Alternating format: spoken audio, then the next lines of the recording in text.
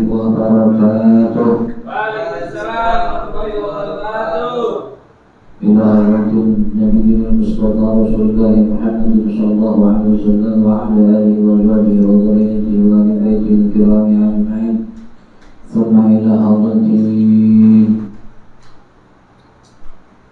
Alhamdulillahi masyarakat al-ardina al-gharibiyya fi dari al-bari yamini hada syamala khususan sultani ala syaril qadir al-bilai.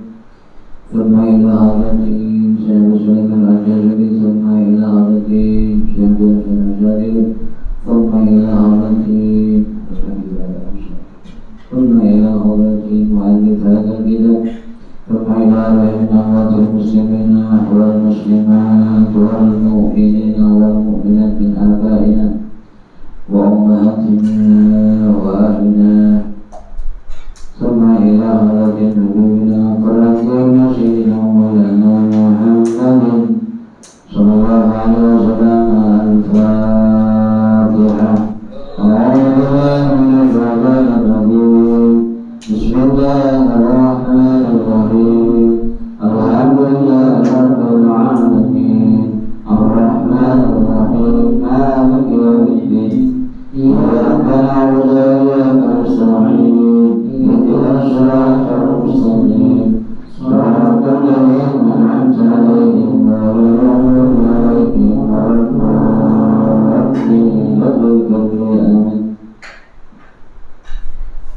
Bismillahirrahmanirrahim. Alhamdulillahi rabbil alamin. Wal 'aqibatu lil muttaqin wa la 'udwana illa 'alal zalimin.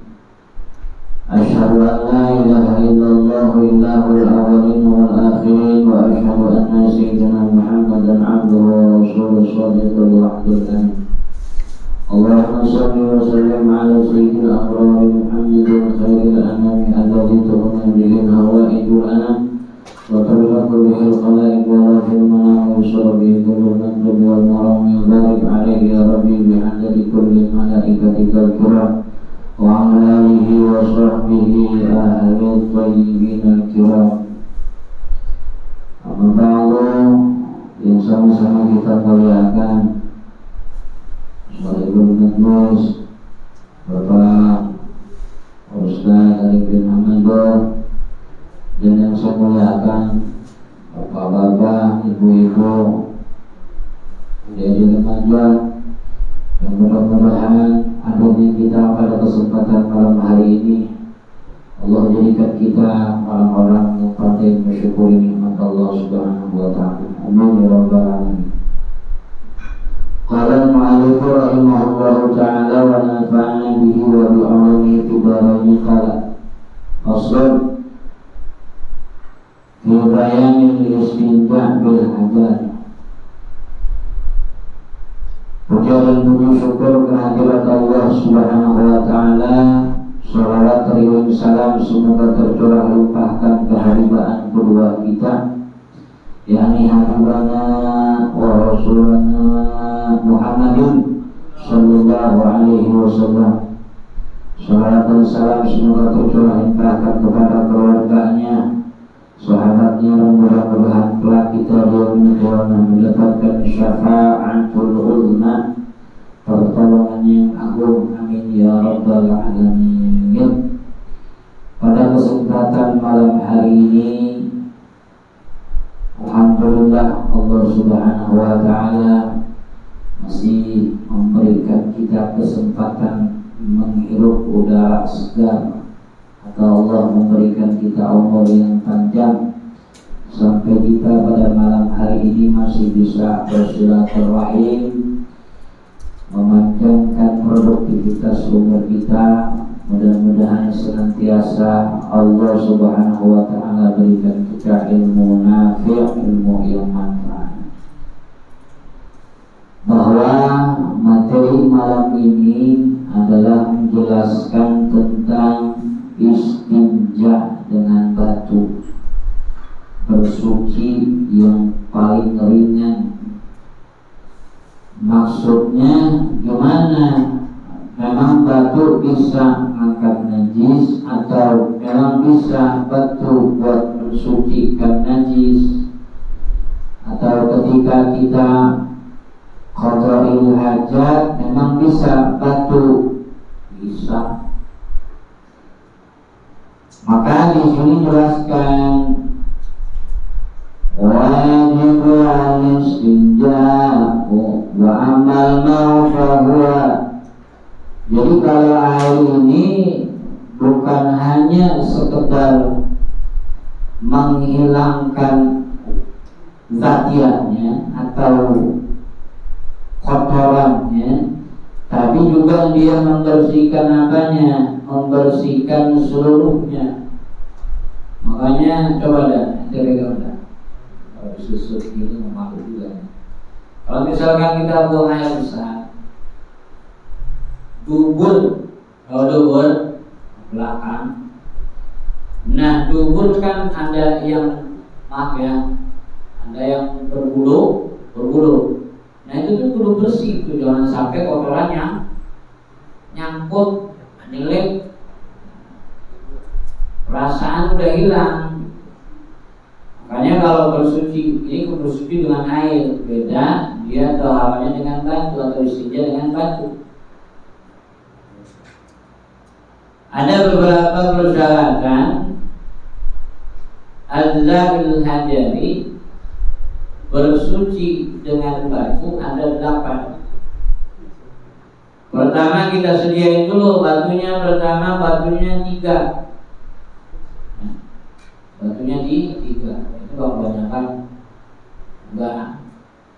Batunya 3 ayyakuna bi salasati ahjar 3. Kalau misalkan adanya 1 tapi sudut-sudutnya jangan jadi yang lancip, saya jangan tidak.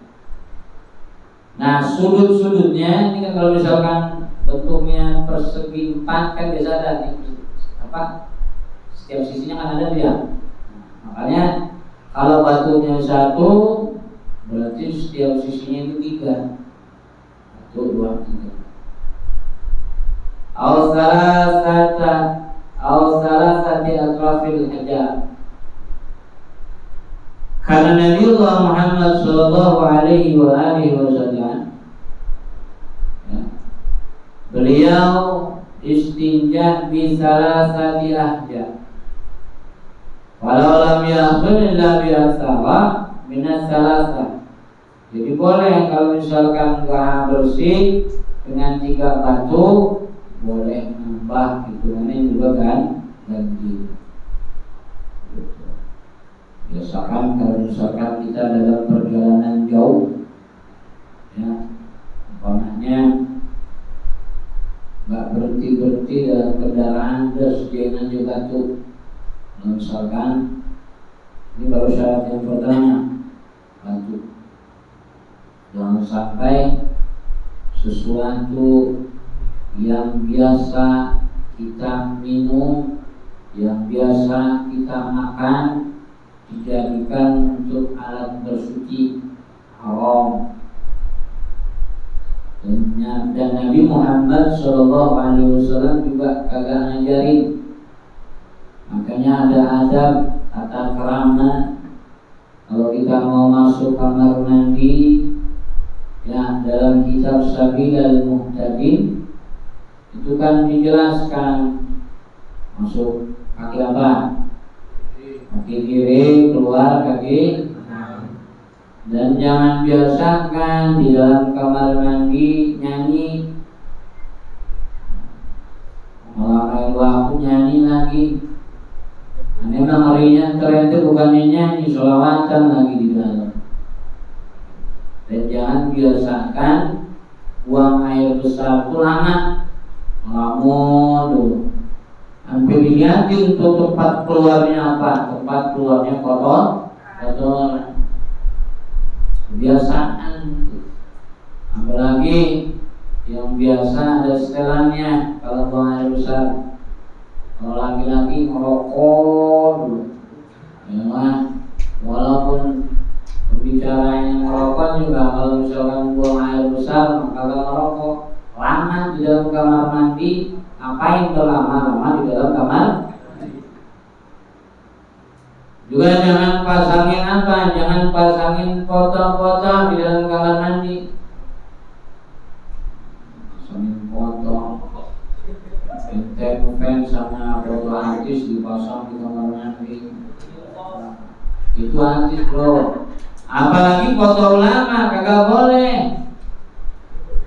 Haram dalam hibayatul akhirat. Nah, misalkan ente temennya sama siapa tuh yang main sepak bola, Cristiano Ronaldo, ya, tempelin tuh di kamar mandi. Messi, ya kan?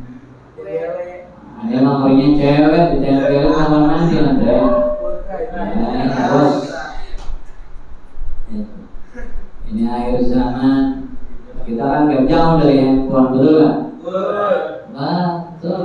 Ini anak remaja nih kasih tahu, kalau kita nggak bisa keren, kayak ada nafsu amarah ini, nafsu ini berkaitan ya. Ini kan masalah adat. Nafsu amarah ini ada 4 tingkatan bro. Pertama ada nafsu bahimia, nafsunya hewan. Allah kalau kambing kan makan terus, udah makan dia tidur. Hewan kejauhan makan aman tidur. Jadi kalau makan mulu tidur mulu, udah nafsu bahimia gitu. Yang kedua ada nafsu sawiyah. Nah ini nafsu sawiyah, hewan galak, hewan yang suka rekam, apa? Singa, harimau.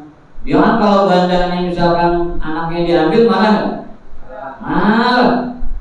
Nah, kalau kita nafsu sawiyah, cintanya kita diambil, nah udah, kalau kita nggak bisa mengontrol nafsu apa kita, sawiyah kita bahaya.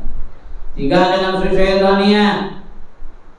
Ngapain sih nanti malam-malam ngantuk aja, yang tidur ya tidur banget. Nafsu syaitaniyah, ngapain jalan ke sini? Jauh ingin tidur udah capek, ya.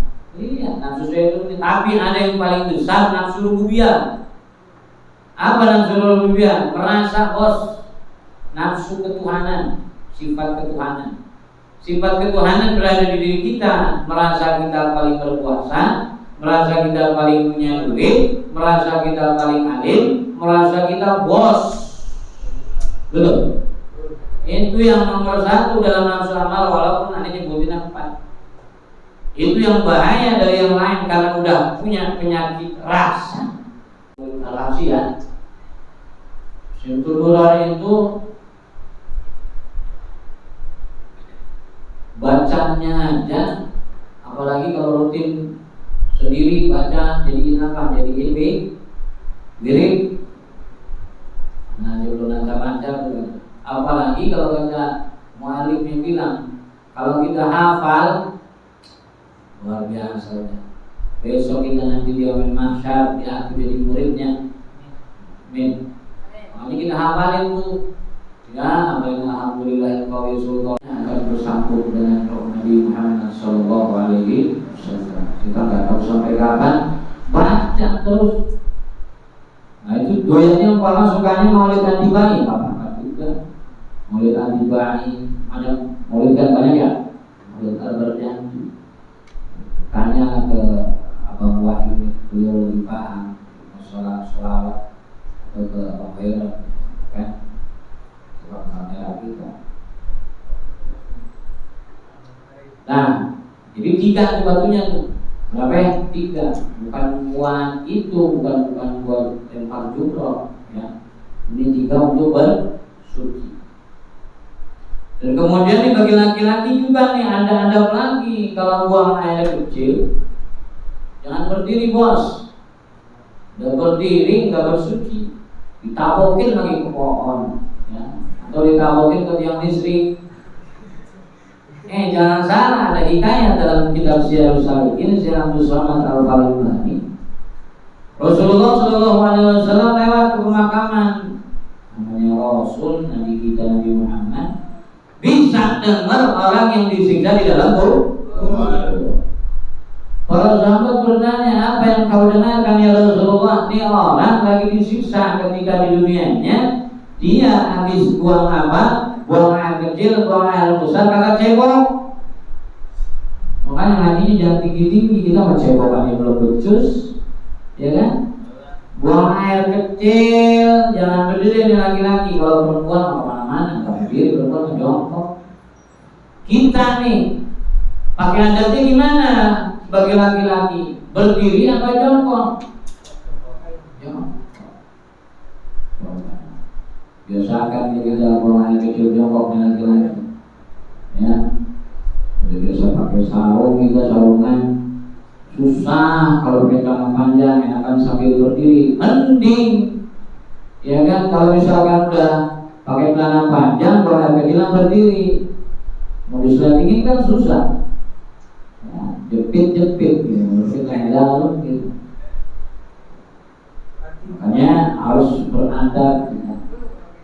Masuk kamar mandi juga ada adabnya. Dan adab-adab lagi juga kalau kita buang air kecil, lihat buang air kecilnya kita di mana nih laki-laki nih. Jangan biasain buang air kecil kita kencingin lubang yang mana? Misalkan di pohon kencingin. Dulu kan zaman kecil nanya aja lah, belum ngerti ya. Lubang semua gua kencingin, kalau semua banjir. Iya. Makanya coba deh. Ente kalau misalkan Allah takdirkan jadi makhluk yang kecil masih ingat. Makanya kita jangan dia itu tadi. Ya, kita berakhlak. Berakhlak itu susah. Pengen berakhlak husna, ya, berakhlak yang baik itu sangat sulit. Jadi kita pelan-pelan kita belajar. Kemudian syarat yang kedua, bisa bersuci dengan batu. Wawasannya kalau bersih tempatnya, maksudnya apa di sini bersih tempatnya? Baik bihaitsu la yarda illa athar la yad'u ila al-ma' usadharul qalbi. Tempat najisnya bersih ila atharun, ya. Kalau misalkan asarnya, bekasnya itu bisa hilangnya dengan apa? Dengan air. Coba kalau misalkan kita buang air besar di tempat-tempat khusus di hotel itu kan pakainya apa? Tisu ya. Tisu ada air di mau anterin kondangan seserangan yang kan betulnya beli banget, masuk ke kamar mandi tisu semua. Kalau bisa penting, bisa ngapa-ngapain udah dari tahan. Ya nggak biasa pakai tisu kita maya. Sama halnya coba ente biasa jongkok buang air besar dihadapin dengan WC duduk. Biasa nggak? Nggak biasa. Terus ente kasih WC duduk malah ujung balik ente nanti. Malah nggak apa? Nggak mau akhirnya. Tetap jongkok juga maksain kan. Susah kita mah ya. Sampai ujung soalnya. Iya, sampai ujung. Bisa aja gitu kan.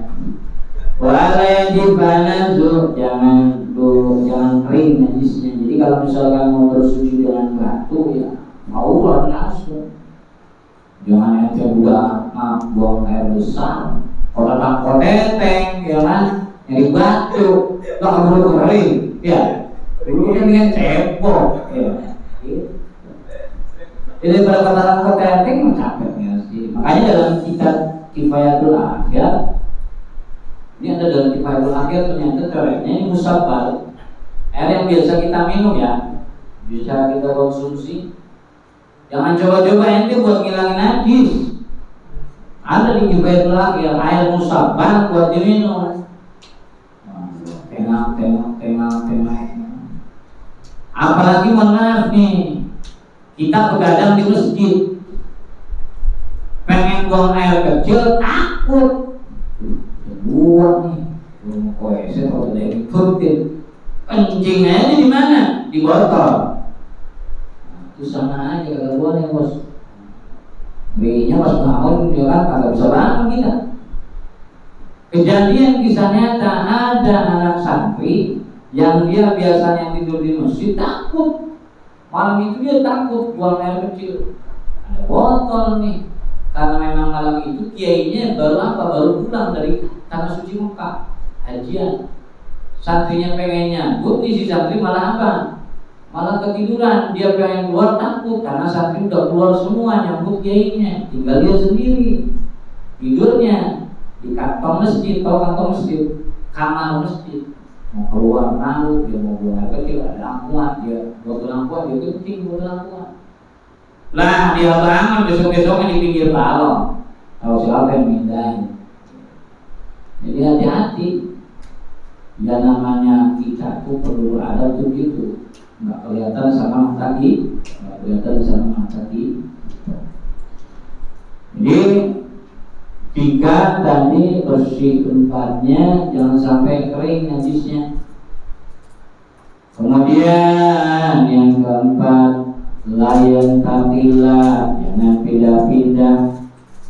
Ayamil mahallati asaba indal khuruji wastaqala bi bain kana mutatil mutasilan ta'ayyan ma'u fil jami. Jadi kalau misalkan mohon maaf najisnya sudah berpindah, tadinya dari bubur kemudian ke depan, itu kan udah pindah dong. Maka udah jangan pakai batu repot-repot ke mana-mana kan.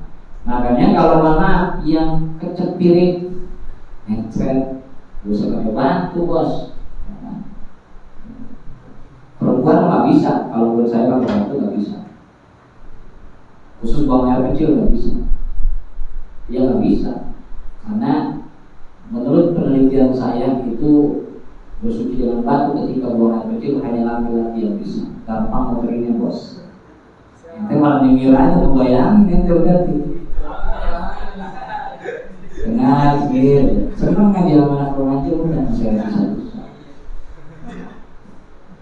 Jadi jangan pindah apanya, jangan pindah najisnya ke tempat lain. Maka kalau sudah berpindah wajib dengan saya bertanya kepada abang yang di belakang, bang yang berkata tugas. Nanti kalau cebok aja langsung ke gampang ya. Kalau istinja misalkan cebok dari depan dulu, dari belakang dulu. Di belakang, kemudian kan? Jadi jangan belakang. Iya di depan belakang. Saya dapat ijazah di almarhum Ansarud di Warakas. Iya, sistem makanya bos. Jadi gitu, jangan pindah apanya, jangan pindah najis ke tempat lain. Dikit lagi ya. Ada yang mau bertanya ya silakan. Nanti kali-kali nanya apa? Kita kalau maju sudut mulu ya kan? Nanti ya silakan. Apa nanya? Gak apa-apa nanya aja 1 menit. Rumahnya tutup. Tanya aja. Gak ada nanya? Udah terus. Kemudian yang kelima, wala wa alla yata'alaihi akhar. Yang kelima, jangan datang najis yang lain kepada najis yang sudah keluar. Ini maksudnya. Jadi kalau misalkan kita mau bersuci atau mau istinja dengan batu, jadi harus najisnya ini yang benar-benar apa? Yang najis ini memang dia keluar, tidak ke tempat lain, tidak datang najis yang lain. Makanya kalau misalkan kentut gimana? Buang angin, cebok kalau tak bersuci dengan apa? Kalau kentutnya biasa-biasa aja nggak perlu cebok. Tapi kalau kentutnya basah itu ya bisa bedain kan? Kenapa loh? Pernah nggak antum ngerasain misalkan buang air kecil nih, terus mau sholat, pas ruku perasaan keluar, pernah nggak? Pernah nggak? Sering malah. Benar, karena tadi buang air kecilnya enggak jongkok. Ini gini nih cara buang air kecil yang dalam kitab Fatullah. Kalau misalkan ente buang air kecil itu pakai ilmunya. Jangan sampai ketika kita sholat itu merasa kita keluar lagi. Ngedehem, tahu ngedehem? Jadi lagi misalkan buang air kecil, udah selesai nih ente. Ngedehem. Terserah mau berapa kali, yang penting udah yakin bahwa itu tidak akan keluar kan. Yang kedua, dehem udah bos. Yang kedua ini Fathul Wahab benar, ada bukan ngarang sendiri, Syekhul Islam. Yang kedua ke depan enteng mulutnya, supaya nggak keluar lah, jangan depan belakang. Iya. Itu benar, andang namanya. Jadi ada yang bertanya nih, seumurannya itu bertanya mana, Bang, saya ini kalau habis buang air kecil udah 2 tahun 3 tahun kok keluar mulu, ente kencingnya nggak bilang berdiri. Terus cebok Pak, kadang-kadang lah. Salah, yang salah siapanya? Ya dianya. Alhamdulillah udah dikasih tahu nggak keluar lagi. Karena itu tadi kita kencingnya buang air kecil aja, jangan keluar. Ya harus pakai tanda tangan. Gitu, paham ya? Paham.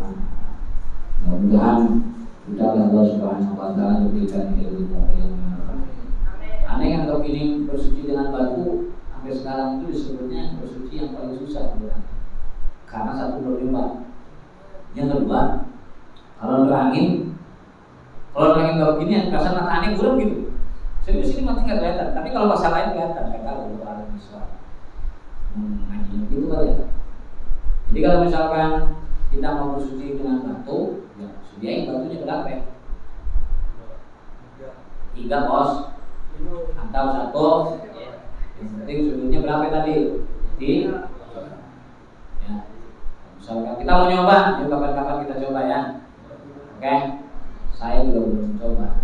Jadi kalau dicontohkan, kayaknya bisa kan. Sebenarnya dicontohkan gampang. Nanti kapan-kapan ada yang contohkan cara bersucinya. Bukan contohkan langsung dengan ibunya, enggak. Ada pakai peragain biar bisa.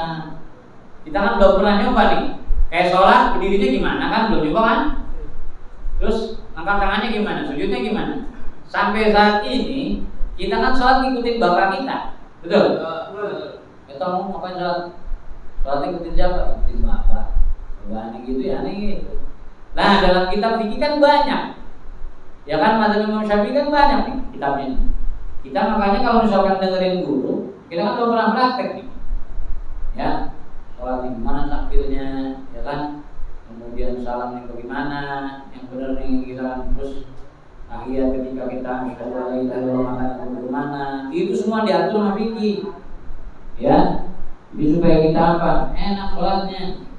Jangan sampai gini orang nanya, Bang, kalau wudhu yang sempurna gimana caranya? Wudhu sempurna atau enggak sempurna belum tentu diterima Allah. Jawabannya kata ini salah.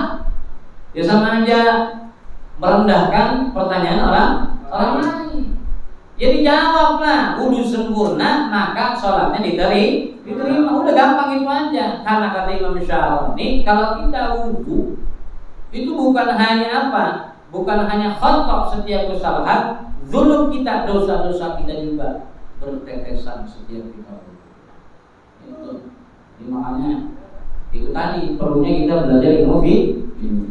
Mudah-mudahan Allah Subhanahu Wa Taala memberikan kita ilmu yang manfaat. Amin ya rabbal alamin. Allahumma shalli wa sallim wa barik ala sayyidina Muhammadin. Bismillahirrahmanirrahim. Alhamdulillahirabbil alamin. Allahumma shalli ala sayyidina Muhammad. Allahumma ij'al hadha jam'an marhuman. وتفرقا من ذلك تفرقا معصوما ولا معنى شقي ولا ولا محروم. ربنا آتنا في الدنيا حسنة وفي الآخرة حسنة وقنا عذاب النار. وصلى الله على محمد وعلى آله وصحبه وسلم. الحمد لله رب العالمين.